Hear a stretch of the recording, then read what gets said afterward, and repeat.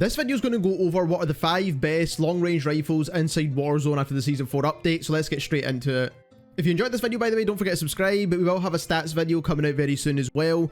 But this one is just the 5 best guns and the builds for them. So starting off with the LACHMANN-556. These are the attachments that you want to be using that you see on screen. I don't want to waste too much time here. When it comes to tuning, obviously you can tune this however which way you want, but usually you want to make sure you're tuning more towards recoil control when it comes to the stability attachments. The Zulu suppressor is usually a consistent attachment across all weapons because it is the best suppressor in the game.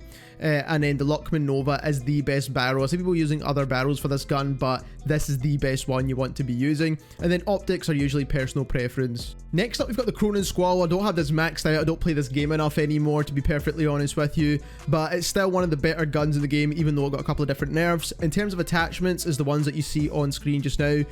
Obviously largest mag, any optic you prefer, and then when it comes to the barrel, of course, you do want to be choosing the HR 6.8 barrel. The other option you do have is actually going for the high velocity and then tuning it more towards recoil control. You can also do that as well. Both work kind of relatively similar, but I do think the barrel just works a little bit better when it comes to controlling recoil. But overall, attachments stay the same, and obviously you do want to tune it similarly to before as well.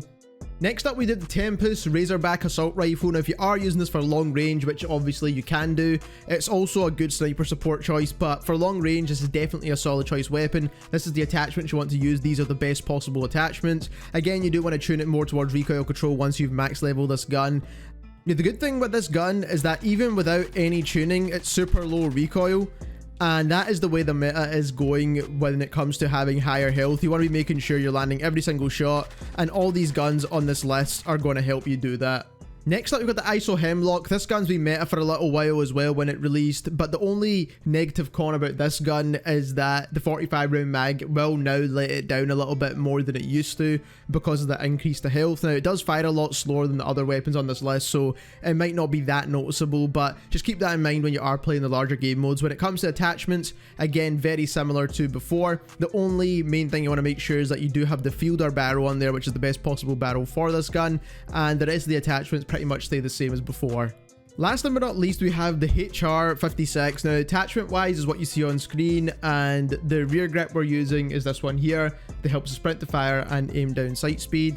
And then when it comes to the barrel attachment, you want to choose the suppressed one because it helps with suppression, recoil control, and bullet velocity, which is everything that we need from this gun. You can actually use the high velocity as well if you wanted and remove the rear grip. That's also a solid choice. I just think that having the extra aim down sight speed definitely helps an LMG like that. This actually has one of the best damage per mags in the game at the moment when it comes to obviously output, and that is just because it's an LMG.